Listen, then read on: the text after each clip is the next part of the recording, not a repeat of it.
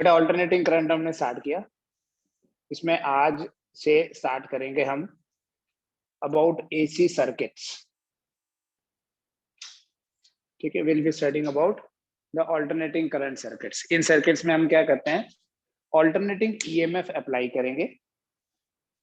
कोई भी कंपोनेंट हो सकता है हमारे पास में, पहले आपको आइडिया दूंगा किस तरह के कंपोनेंट्स हैं हमारे पास। ऑल्टरनेटिंग ईएमएफ अप्लाई करेंगे और उसके कॉरस्पॉन्डिंग फिर करंट को फाइंड करेंगे and then we'll compare their phase differences. Phase क्या होता है, किसी भी वेव की, क्योंकि हम तो वेव की फॉर्म में रिप्रेजेंट करते हैं, किसी भी वेव की एंगुलर पोजीशन को फेज बोलते हैं।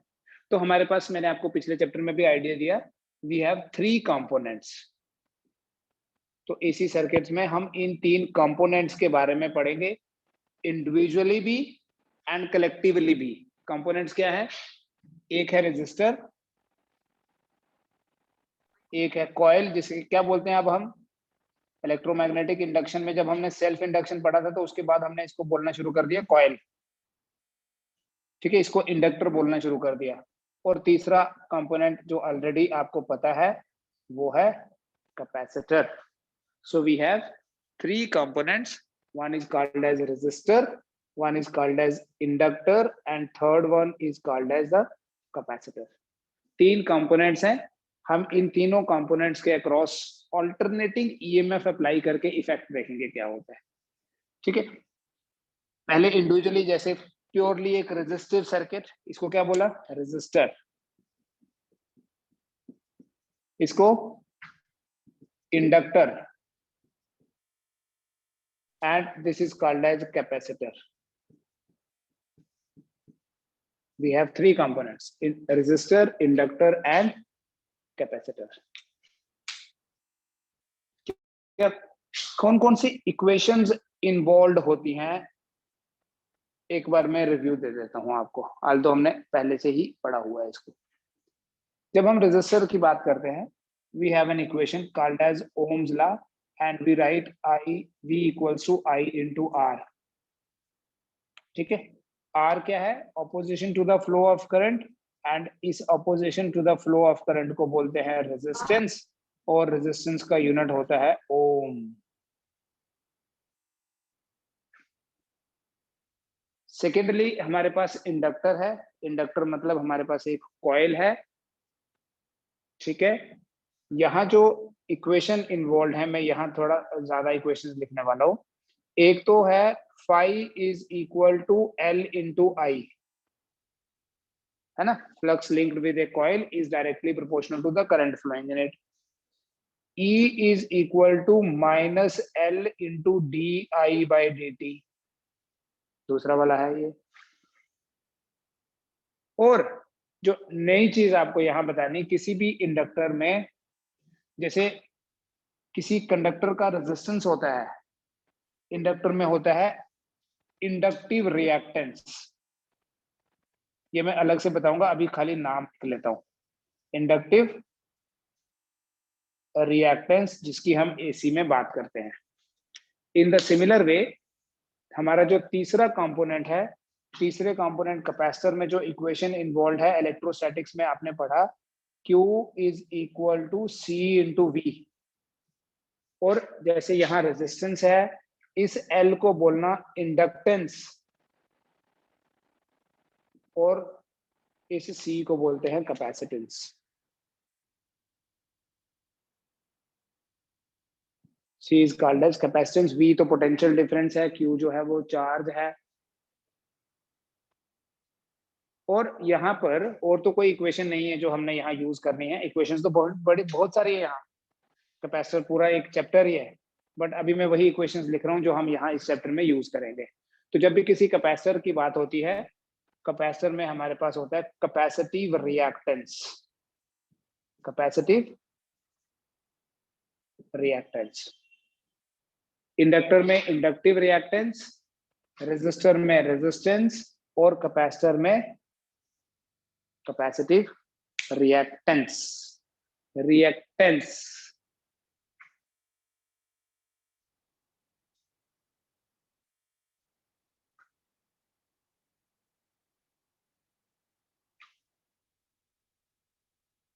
ठीक है, let us talk about the inductive reactance.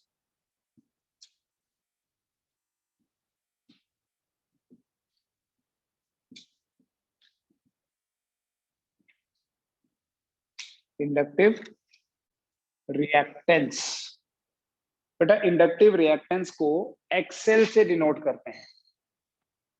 इसमें एल सब्सक्रिप्ट है, एक्सएल लिखते हैं इसके लिए। ठीक है, what is inductive reactance? It is opposition to the flow of current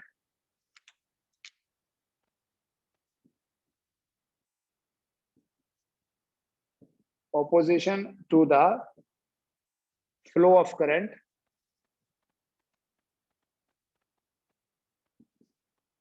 by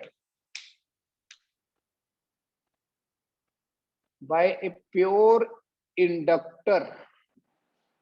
किसी इंडक्टर की जो ऑपोजिशन होती है to the flow of current उसे बोलते हैं inductive reactance. Opposition to the flow of current by pure inductor. Inductor मतलब coil. जब किसी कॉइल में करंट फ्लो करती है तो उस कॉइल का जो रेजिस्टेंस होता है ना, उस रेजिस्टेंस को इंडक्टिव रिएक्टेंस बोलते हैं। और मैथमेटिकली एक्सएल से डिनोट करते हैं, it is equal to omega into L. और अगर आप, ये आपके लिए होमवर्क भी हो गया, ओमेगा इंटू एल का यूनिट फाइंड करोगे, omega is angular frequency, L is Henry में मेजर करते हैं, इसका यूनिट फाइंड करोगे, यू विल सी कि इसका यूनिट ओम ही आएगा, वोल्ट अपॉन एम्पियर बन जाएगा। तो वोल्ट अपॉन एम्पियर तो ओम होता है। तो XL is equal to omega into L, right. Omega को हम लिखते हैं 2 पाई एफ, लिखूंगा मैं यहाँ फ्रीक्वेंसी के लिए, न्यू भी लिख सकते थे, मैं एफ लिख रहा हूँ specifically. Omega is equal to 2 pi F, तो एफ होती है फ्रीक्वेंसी। क्योंकि बेटा जब हम एसी की बात कर रहे हैं तो आपको पता है ऑल्टरनेटिंग करंट में फ्लक्चुएशंस होंगी, जैसे वैल्यू कम ज्यादा हो रही है, ठीक है, एक पर्टिकुलर रेट में, ठीक है, पर सेकंड कितनी साइकिल्स बन रही हैं, that is called as frequency.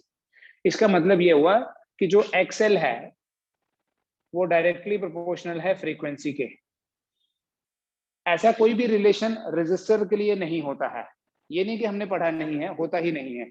जो किसी भी वायर का रेजिस्टेंस है वो इस चीज पे डिपेंड नहीं करता कि जो यहां से करंट आ रही है उसकी फ्रीक्वेंसी कितनी है। मतलब वो एसी और डीसी के लिए सेम है। मतलब एक रेजिस्टर की ऑपोजिशन करंट के ऊपर डिपेंड नहीं करती है, वो तो उस कंडक्टर की प्रॉपर्टी है। लेकिन एक कॉइल की जो ऑपोजिशन है to the flow of current, that is directly proportional to frequency. Therefore, an inductor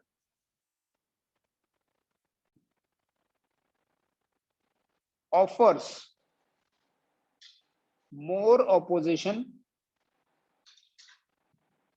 to higher frequencies, frequency ज्यादा, opposition ज्यादा, and less opposition to lower frequencies। Inductor की जो ऑपोजिशन है to the flow of current वो frequency के ऊपर directly proportional है। अगर फ्रीक्वेंसी कम होगी तो ऑपोजिशन कम होगी, मतलब कम फ्रीक्वेंसी वाला एसी सिग्नल इजीली फ्लो कर सकता है थ्रू द कॉइल। और हाई फ्रीक्वेंसी सिग्नल अगर होगा तो उसको inductor will offer more opposition. ठीक है, जितनी ज्यादा ऑपोजिशन उतनी ज्यादा करंट। सो हाई फ्री, ये इंडिविजुअली इस पे बेस्ड क्वेश्चंस बनेंगे आपके, एमसीक्यूज भी बन सकते हैं, शॉर्ट आंसर टाइप भी। एक इंडक्टर की जो ऑपोजिशन है to the flow of current, जिसको इंडक्टिव रिएक्टेंस बोलते हैं, वो फ्रीक्वेंसी के डायरेक्टली प्रोपोर्शनल है। और अगर आपको बहुत सारे ग्राफ्स में से कोई ग्राफ आइडेंटिफाई करना है, देखो किसके बीच में, फ्रीक्वेंसी और इस ऑपोजिशन के बीच में, एक्सएल के बीच में, तो वो ग्राफ ऐसा होगा। एक्सएल को मैं वाई एक्सिस में और फ्रीक्वेंसी को एक्स एक्सिस में अगर ले लूं तो this will be the nature of the graph. ठीक है, अगर फ्रीक्वेंसी नहीं है, फ्रीक्वेंसी किसकी नहीं होती, डीसी की, तो डीसी जो है डायरेक्ट करंट, कोई साइकिल्स नहीं होते, straight line, for DC frequency is 0। तो अगर बेटा फ्रीक्वेंसी 0 होगी तो एक्सएल भी 0 होगा। मैं ये इंडक्टिव रिएक्टेंस आपको सर्किट के अंदर जो पढ़ रहे हैं उसमें भी बता सकता था, वो थोड़ा शॉर्ट हो जाता। वहीं लिख देता है एक्सएल इज इंडक्टिव रिएक्टेंस। तो हम थोड़ा सा डिटेल में देख रहे हैं, ठीक है। अगर आप बुक में देखोगे तो आपको ये सेपरेटली नहीं दिखेगा, ये पूरे टॉपिक के अंदर ही होगा। तो एक्सएल इज 0 किसके लिए? डीसी के लिए। That means DC can flow easily through a coil. किसी कॉइल में से जो डीसी है वो इजिली फ्लो कर सकती है। Direct current can flow easily through a coil, ठीक है। There is no opposition to DC, ऐसे बोलो, there is no opposition to direct current by an inductor. That is why the graph starts from 0। तो frequency बढ़ती जाएगी अगर किसी signal की, तो ऑपोजिशन भी बढ़ती जाएगी। हाई फ्रीक्वेंसी सिग्नल इंडक्टर से इजीली पास नहीं करता। तो यही जो प्रॉपर्टी है ना, ऐसे ही हम कैपेसिटर में भी पढ़ेंगे, यही जो प्रॉपर्टी है, इसके कारण हम इन सर्किट्स को, इस इंडक्टर और कैपेसिटर को एज ए फिल्टर यूज करते हैं। बहुत सारे ऐसे सर्किट्स होते हैं जहां हमें किसी सिग्नल को रोकना है। फिल्टर मतलब सेपरेट करना है। जैसे आप इन्वर्टर बनाते हैं तो वहां हमें फिल्टर लगाने पड़ते हैं, किसी अनवांटेड सिग्नल को रोकना है। तो ऐसे बहुत सारे इलेक्ट्रिकल अप्लायंसेस होंगे जहां हमें फिल्ट्रेशन करनी पड़ती है, किसी अनवांटेड सिग्नल को बाईपास करना पड़ता है। तो वहां हम पर्टिकुलर वैल्यू का इंडक्टर लगा लेते हैं, ठीक है। डीसी कैन फ्लो इजीली, तो डीसी को कोई ऑपोजिशन नहीं मिलती इंडक्टर से। देखो फ्रीक्वेंसी 0, ऑपोजिशन 0। ऑपोजिशन 0 मतलब करंट विल बी मैक्सिमम। इसी तरह से जो दूसरा वाला है कैपेसिटर की जो ऑपोजिशन है, और अगर देखो ओम्स लॉ लिखना है ना फॉर एन इंडक्टर, तो कैसे लिखेंगे? किसी भी इंडक्टर को अगर हमने, एक कॉइल है, अगर हमने यहां से ऐसे वोल्टेज दे दी, करंट फ्लो कर रही आई, अभी तो मैं सिंपल वर्ड्स में लिख रहा हूं, अदरवाइज हम ईएमएफ बोलेंगे। For an inductor ohm's law is like this, V is equal to I into L. नहीं लिखना I इंटू एक्सएल, क्योंकि L तो हेनरी में है, XL जो है वो ओम में होता है। तो ampere into ohm is volt, I into XL. या एक्सएल लिखना होगा कभी तो एक्सएल को ऐसे भी लिख सकते हो, V bye I.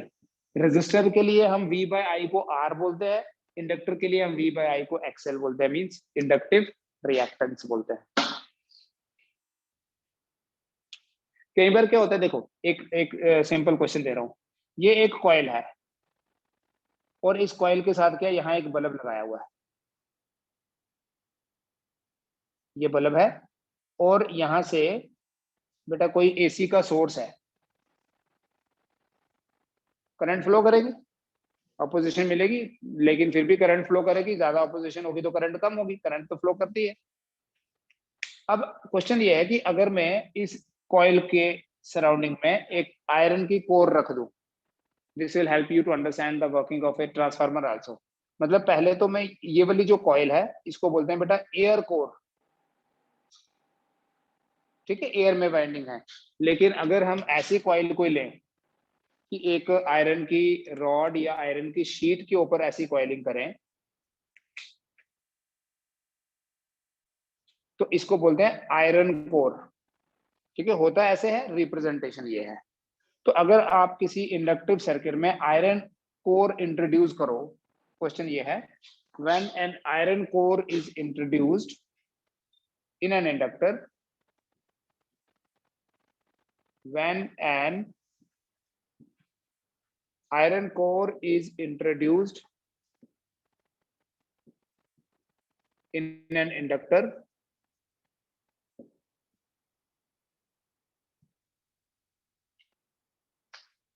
connected to a bulb, and AC source, will the brightness of bulb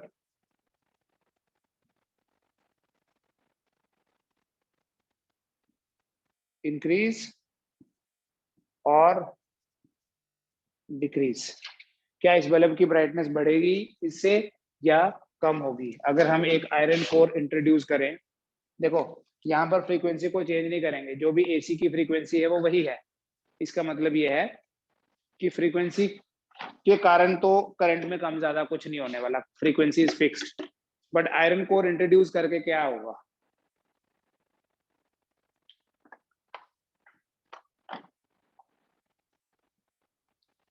देखो आयरन कोर इंट्रोड्यूस करके क्या होगा बेटा, जो XL है वो सिर्फ फ्रीक्वेंसी पे थोड़ी डिपेंड करता है, वो उसके इंडक्टेंस पे भी डिपेंड करता है। हमने पिछले चैप्टर में एक डेरिवेशन की थी, L is equal to mu 0 n square A into L, अगर आपको याद हो तो। अगर हम आयरन इंट्रोड्यूस करेंगे उससे परमिएबिलिटी बढ़ जाएगी, परमिएबिलिटी बढ़ने से L बढ़ेगा, और अगर L बढ़ेगा तो XL बढ़ जाएगा, और अगर XL बढ़ा तो करंट कम हो जाएगी।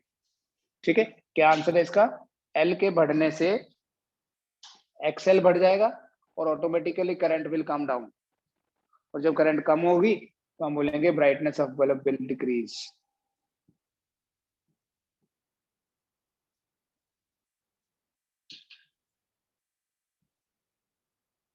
ठीक है, इस क्वेश्चन का आंसर ये आ गया। तो हर बार आपने फ्रीक्वेंसी के कारण नहीं देखना है, समटाइम्स एक्सेल जो है एल में वेरिएशन हो रहा है और उसको अगर हम इग्नोर कर देंगे तो गलत हो जाएगा आपका। तो एल में अगर वेरिएशन हो रहा है तो तब आपने ये बोलना है कि XL is directly proportional to L, और अगर फ्रीक्वेंसी पे वेरिएशन हो रहा है, एल सेम है, कॉइल सेम है, एसी को चेंज कर रहे हैं, कॉइल वही है, इसमें आयरन कोर ने इंट्रोड्यूस किया, तो अगर अल्टरनेटिंग करंट की फ्रीक्वेंसी बढ़ाएंगे तो फ्रीक्वेंसी बढ़ाने से एक्सेल और एक्सेल बढ़ने से आई कम हो जाएगा। ठीक है, it will go just like Ohm's law. बस यहां हमने बोलना है इसको, इंडक्टिव रिएक्टेंस यूनिट ओम ही है, और मेन डिफरेंस ये है कि ये फ्रीक्वेंसी के डायरेक्टली प्रोपोर्शनल होता है। दूसरा बेटा जो टर्म हम यूज करने वाले हैं that is called as capacitive reactance, represented by the letter XC. We call it as capacitive reactance. It is the opposition to the flow of current, opposition to the flow of current by a pure capacitor. Pure capacitor यहां बोलने का क्या मतलब है कि capacitor के अलावा और कुछ नहीं है। ठीक है, मतलब there is only one component in the circuit, और वो कंपोनेंट क्या है, कैपेसिटर। मिक्सचर नहीं है कि दो या तीन कंपोनेंट नहीं, जब सिर्फ एक कैपेसिटर है सर्किट में, ये कैपेसिटर है, तो इस कैपेसिटर की जो ऑपोजिशन है to the flow of current that is called as capacitive reactance. ठीक है, capacitive reactance XC, it is equal to 1 by omega C। Omega farad होता है, पता ना, फैरेड मतलब मैंने इक्वेशन अभी लिखी थी, Q equal to CV। Farad मतलब C का unit Q by V, that is coulomb per volt. और यहां देखो इसका तो यूनिट क्या होता है, ओमेगा हो गया सेकेंड इनवर्स, हुआ या नहीं, 2 पाई बाई टी होता है, तो 2 पाई का तो यूनिट नहीं है, सेकेंड इनवर्स। डिनोमिनेटर में देखो यूनिट में इसका मैं बता देता हूँ, 1 बाय ओमेगा का क्या आया, सेकेंड इनवर्स, सी का क्या आया, कूलम पर वोल्ट। देखना ध्यान से, this volt will go up,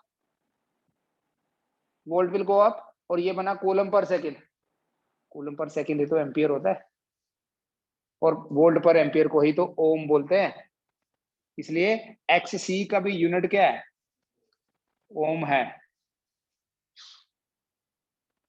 ठीक है, पता चला।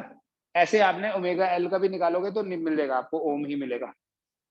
लेकिन यहाँ आपको एक चीज नोट करनी है कि जो XC है लिखने में लिखेंगे 1 by 2 pi FC, which means कि जो XC है वो इनवर्सली प्रोपोर्शनल है फ्रीक्वेंसी के।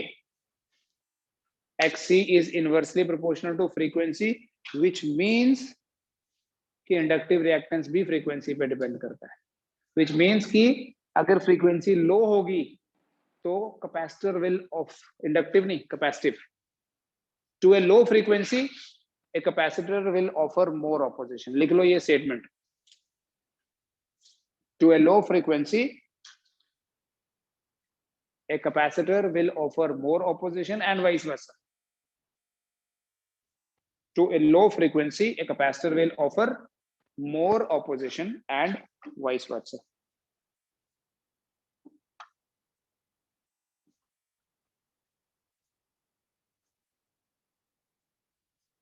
तो बेटा इस इक्वेशन को अगर ग्राफिकली रिप्रेजेंट करना है तो हाइपरबोला बनेगा एक, जैसे 2/x या 3/x का या 1/2x का ग्राफ बनाना है, so it would be like this.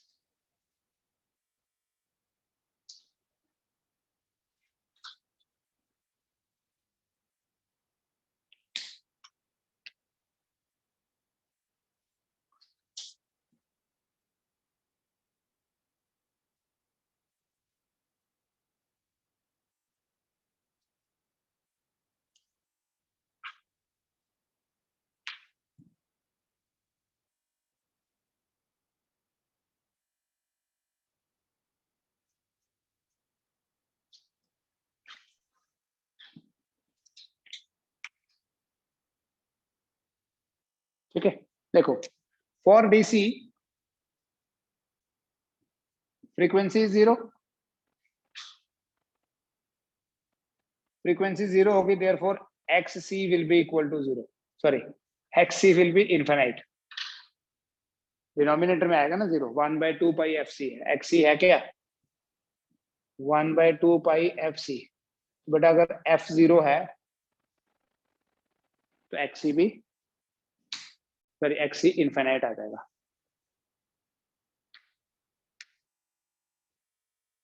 और अगर xc इनफिनाइट आया, इसका देखो मतलब क्या हुआ, therefore a capacitor offers infinite opposition to pure DC, जिसमें फ्रीक्वेंसी नहीं है, जिसको हम स्ट्रेट लाइन से रिप्रेजेंट कर रहे हैं, उसको infinite opposition, a capacitor offers infinite opposition to pure DC, एक कैपेसिटर की जो ऑपोजिशन है डायरेक्ट करंट को, वो इनफिनाइट होती है, जिसका ये मतलब है that is a capacitor blocks DC, capacitor में से डायरेक्ट करंट फ्लो नहीं कर सकती है, तो किसी भी कैपेसिटर के अक्रॉस अगर हम डीसी का सोर्स लगाएं, यहां बल्ब लगाएं, तो ये बल्ब ऑन नहीं होगा, ठीक है, बल्ब विल रिमेन ऑफ,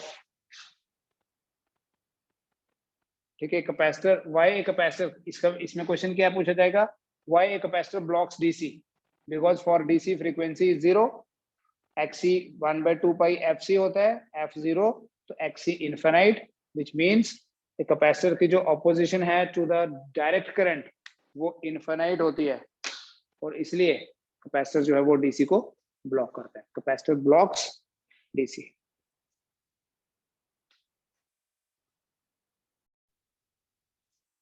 अभी हम बात करेंगे बेटा ऑल्टरनेटिंग ईएमएफ, या हम ऐसे बात करेंगे प्योरली रेजिस्टिव सर्किट की, प्योरली रेजिस्टिव सर्किट, प्योरली किसी रेजिस्टिव सर्किट की बात करेंगे, एक ऐसा सर्किट जिसमें हम सिर्फ एक रेजिस्टर लगाएंगे, रेजिस्टर मतलब कोई वायर, कोई कंडक्टर, कोई भी डिवाइस, रेजिस्टेंस तो हर किसी का होता है, ठीक है। एंड क्या करेंगे बेसिकली, इस रेजिस्टिव सर्किट के अक्रॉस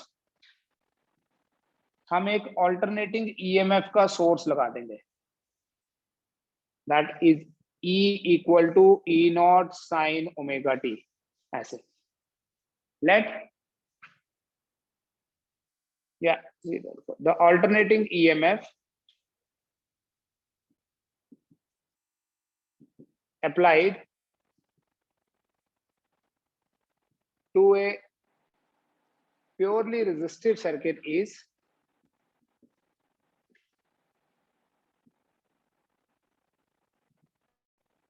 E इक्वल टू, अब साइन लो या कॉस लो, कैसे भी स्टार्ट कर सकते हैं, we generally start from zero, so that is why we generally take sine wave.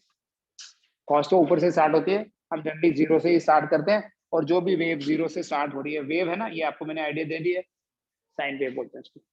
The alternating EMF applied to a purely resistive circuit is E equal to E naught sin omega t.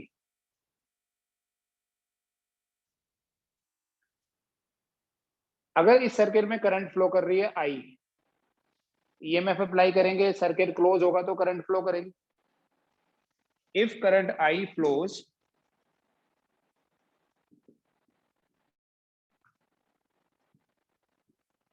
in the circuit, then according to Ohm's law, I equals to E by R. यही चीज हम DC में लिखते हैं, I equals to V by R.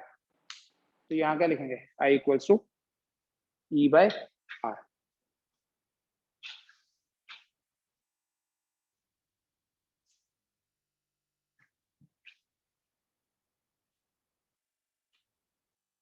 So I equals to E by R will give you I equal to E naught sin omega t by R. क्योंकि E क्या है, E naught sin omega t.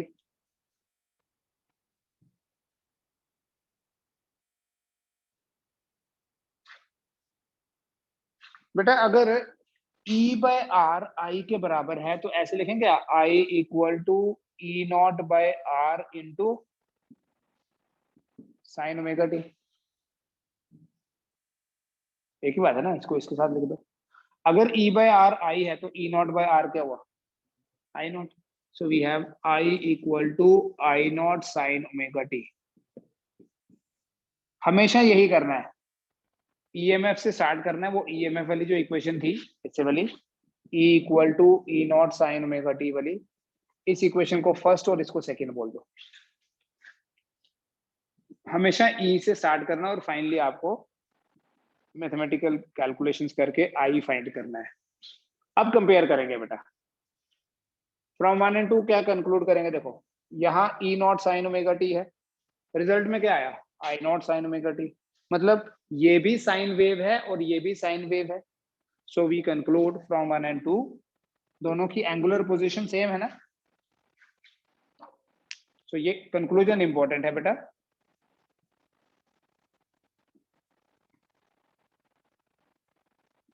और ये conclusion कहां से आया, from equation 1 and 2. In a purely resistive circuit,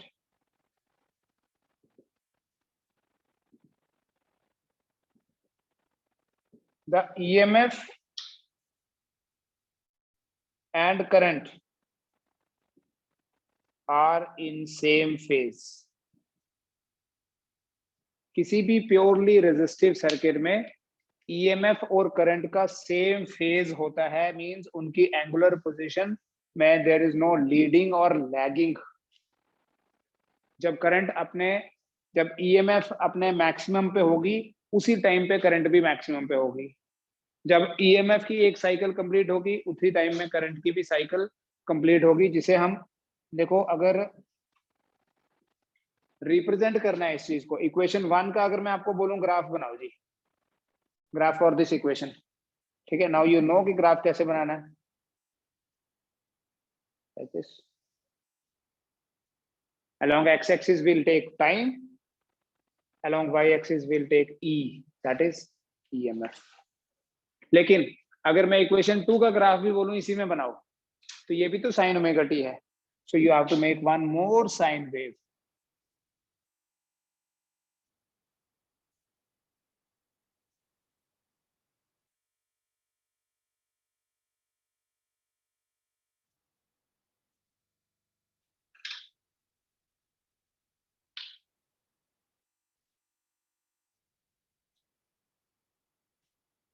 ठीक है, EMF की जो मैक्सिमम वैल्यू है वो है E नॉट, करंट की जो मैक्सिमम वैल्यू है वो I नॉट है.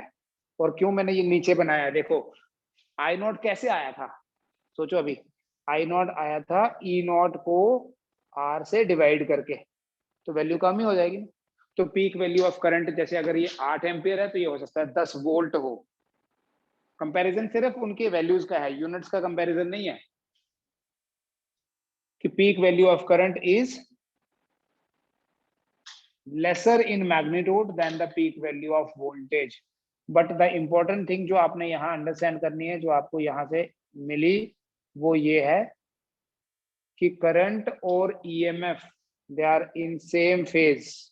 देखो बेटा, there is no lack of harmony, started from zero at the same time. ठीक है, अपने अपने मैक्सिमम पे सेम टाइम पे पहुंचे, फिर जीरो एक साथ हुआ। ठीक है, मतलब दोनों की आधी साइकिल हो गई, फिर दोनों की 3/4 हो गई और दोनों की साइकिल कंप्लीट हो गई। इसको बोलते हैं there is no phase difference, जिसको आप अगर ग्राफ के हिसाब से देखो, this is sine omega t, this is also sine omega T.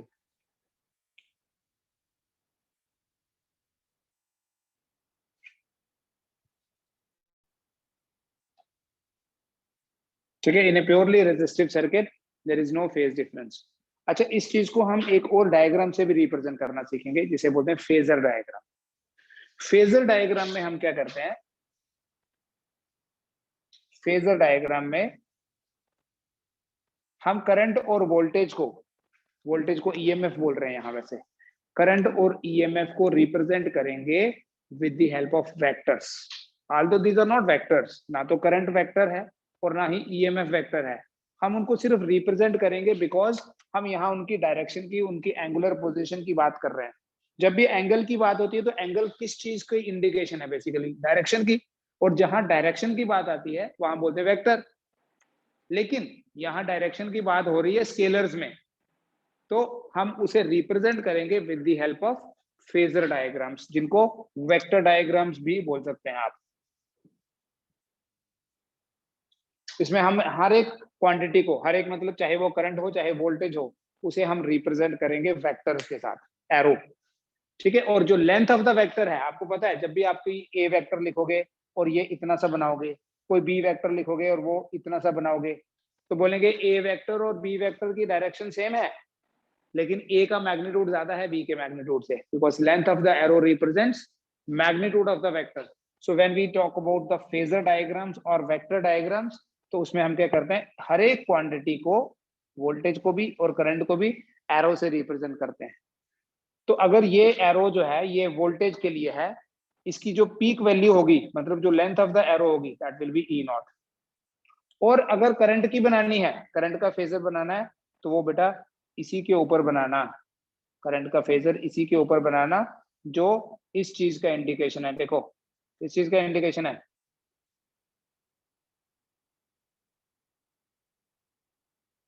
जो इस चीज का इंडिकेशन है कि करंट का मैग्नीट्यूड कम है, ईएमएफ का ज्यादा था, ईएमएफ का ज्यादा है, ये पीक वैल्यू, और करंट की कम है बिकॉज ऑफ दिस।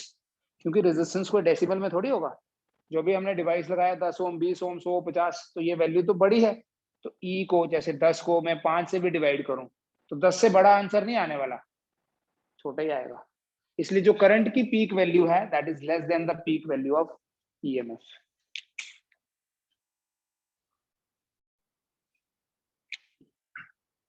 सेकेंड है बेटा purely inductive circuit. Purely inductive circuit, एक ऐसा सर्किट जिसमें सिर्फ एक इंडक्टर लगा होगा। आपका बेटा जो कल ऑनलाइन एक टेस्ट हुआ था उसमें काफी सारे डाउट्स थे लोगों को कि आंसर की गलत है एंड ऑल दैट। ठीक है, I will share the answer की और पूरा क्वेश्चन पेपर शेयर कर दूंगा, उसके बाद अगर आपको कहीं डाउट लगेगा देन यू कैन आस्क। ठीक है, और पेपर करते करते ना आप क्या करते हो, किसी का फोन आ जाता है इसलिए डिस्कनेक्ट हो गया जी, मेरा सबमिट हो गया, वो ऐसे बहाने मत लगाया करो, फोन को एयरप्लेन मोड में रख के करो ना, दैट इज योर रिस्पॉन्सिबिलिटी। अब खास करके जो मैथ्स वाले बच्चे हैं, इन्होंने तो देना ही ऑनलाइन एग्जाम है, प्रैक्टिस है। ठीक है, मेरा सबमिट हो गया जल्दी, अब तुम छोटे थोड़ी हो, सबमिट हो गया, बीच में कॉल आ गई, इतनी इंपॉर्टेंट कॉल है तुम्हें आती, बंद करो फोन। ठीक है, और पेपर करते करते किसी क्वेश्चन में आपको लगे ये आंसर नहीं मैच हो रहा, तो don't call me at that time, अभी कर लेते हैं। उतनी देर में कितना टाइम आप वेस्ट कर लेते हो, बाद में पूछ लेना कौन सा, आप भी जाना आईआईटी, इसी पेपर के बाद ही आईआईटी में चले जाओगे, बाद में पूछो, I am there for you only, क्यों टेंशन लेते हो। ठीक है, ऐसे टाइम वेस्ट नहीं करा करो उस टाइम। ये एक इंडक्टर है बेटा, कॉइल है, रिकॉर्ड हो गया सब। इसके अक्रॉस हम एसी का सोर्स लगाएंगे। अब एसी की फ्रीक्वेंसी अगर ज्यादा होगी तो ऑपोजिशन ज्यादा मिलेगी, वो तो हमें पता चल गया। बट अगर फ्रीक्वेंसी कम है तो ऑपोजिशन कम मिलेगी। जो मर्जी हो, ऑपोजिशन ज्यादा या करंट थोड़ी बहुत तो फ्लो करेगी ना, अगर ज्यादा भी मिली तो अगर हमने सेम है बेटा, the applied EMF is E equal to E naught sin omega t. Let us say this is equation number 1. Applied EMF is E equal to E naught sin omega t. अगर बेटा current I flow कर रही है, current I ऐसे तो flow करेगी नहीं। याद करो मैंने बताया था इंडक्टर में क्या होता है, इंड्यूस ईएमएफ होती है। अभी हमने चेंजिंग ईएमएफ लगाई है due to alternating EMF and induced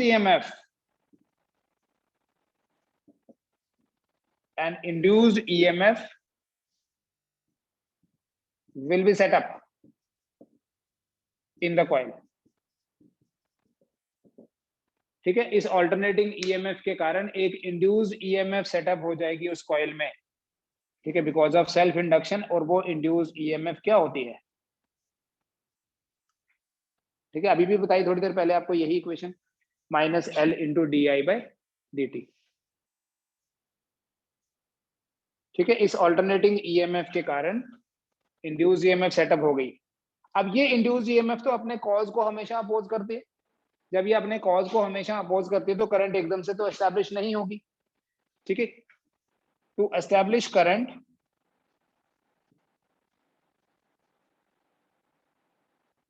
in the circuit, कौन सा सर्किट है? Inductive circuit, purely inductive circuit. The applied EMF, लिख लेना ये, should be equal and opposite to the induced EMF. उसको बैलेंस तभी कर पाएगा, उसको बैलेंस करेगा तभी करंट फ्लो करेगी। सो इसका मतलब है जो हमने ईएमएफ ये अप्लाई की है, E equal to E naught sin omega t, this should be equal and opposite to the induced EMF. एक बार देख लो फिर नोट करना, which means that E is equal to minus of minus L into di by dt। तो हम इस applied EMF को लिख सकते हैं L into di by dt। पहले यहां तक करो, then I'll finish it up। equals to L di by dt। E तो हमारे पास था E nought sine omega T equal to L D I by D T. देखो मैंने आपको एक चीज बताई, हमारा पर्पस है करंट फाइंड करनी। We start with EMF. Finally देखो यहां से डी आई बनेगा E nought sine omega T D T divided by L, बनेगा E nought sine omega T D T divided by L. अब डी आई से I कैसे find कर लेंगे, आई कैसे पता करेंगे? Now I equals to integration of di E not by L बाहर sine omega T D t. क्या होती है बेटा साइन ओमेगा टी की integration? Minus cos omega t divided by omega. आप पता चल रहा है कि मैंने इंटीग्रेशन क्यों कराई थी पहले? साइन ओमेगा टी की इंटीग्रेशन क्या है? Minus cos omega T by omega. So I would be equal to omega L. और ये जो माइनस कॉस थीटा है ना, देखो what is sine 90 minus theta? Cos theta. And what is sine of theta minus 90? Minus cos theta. ये minus cos omega T को हम लिख सकते हैं क्या? Sine of omega T minus pi by 2 लिखूंगा, क्योंकि हम ऐसे यूनिट में बात करते हैं। तो रेडियन वाला पाई बाय 2 लिखेंगे, डिग्री वाला 90 नहीं। ओमेगा एल क्या होता है अभी आपको बताया था, एक्सएल। तो ये बना X L sine of omega T minus pi by 2।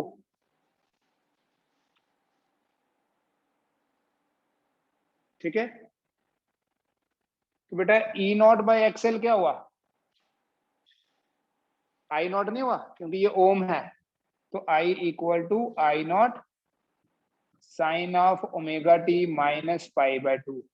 ये आपकी सेकेंड इक्वेशन आ गई, और हम यहां से फिर कंक्लूजन इसका कल देखेंगे। इतना कर लीजिए आज एनालिसिस आप, ठीक है। विल कंक्लूड, ग्राफ बनाएंगे, आप कोशिश करो इसके बाद ग्राफ बनाने की, वेक्टर डायग्राम बनाने की, क्या कंक्लूजन निकालते हो इक्वेशन 1 और 2 को कंपेयर करके, ठीक है। बट फिर भी मैं कल करा दूंगा, आज आप इसको देख लो।